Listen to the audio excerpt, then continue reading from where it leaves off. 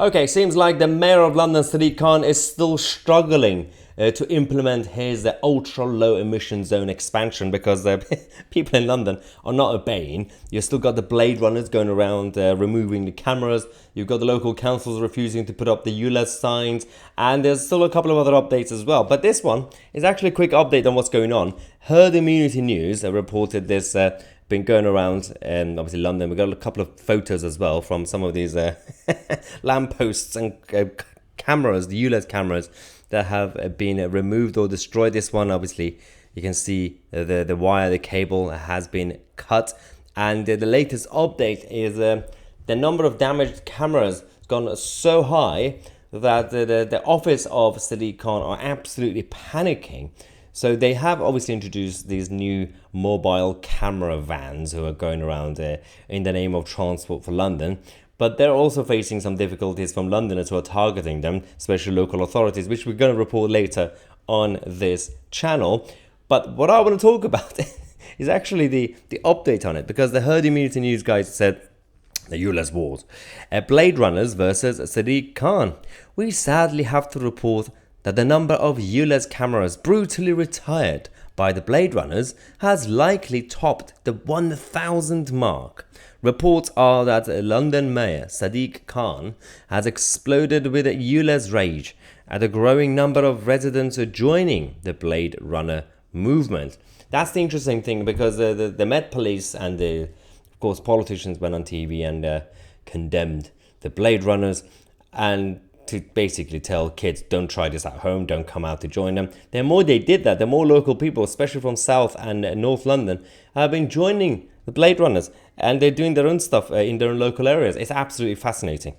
So, from the Herd Immunity News Insiders, they said the ULEZ cameras have been recently terminated in various areas: Bromley, Beckenham, Bickley, Greenwich, Croydon, Wandsworth, Brixton, Highbury, Tottenham, Fulham, Millwall, Isle of Dogs, Penge, Orpington, Blackwall, Twickenham, Wembley, Acton Town, Bethnal Green, Brent Cross, and Elephant and Castle. So it's kind of initially started in certain Greater London areas, as they call it, and a lot of people are still upset that we call these places Greater London and Greater Manchester, because that people want to go back to the county days. You have your own counties, Lancashire and Lancaster and all the other parts, but this is where we live now. They have legally changed the names of our places in the country. They wanted to regionalise the whole place as well, like the European Union, which we resisted. But we thought that this is just going to start in Essex, but no, everywhere. From Kent and Surrey to Essex and Harrow, every single part of Greater London, we are seeing resistance now.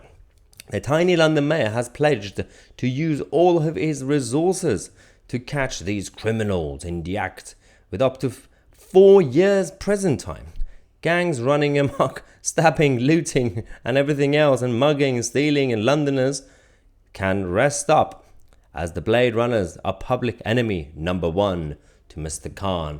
4 years prison time for borrowing a camera. I mean, if I were a Blade Runner, hypothetically, I'm not, I promise. If I were a Blade Runner, I would actually remove the cameras and actually just post it, send it back to City Hall, so it's not actually theft. And then if they put it up again, I'll do the same again. If I were a Blade Runner, I would do that. That would be a probably good policy. So that's technically not theft, so you can still give it back to the public purse. But if they put it up again, I'm going to do the same thing. See? Not a bad idea. Anyway, we're going to give you more loopholes in the future. I'm Tousi, and we are the media.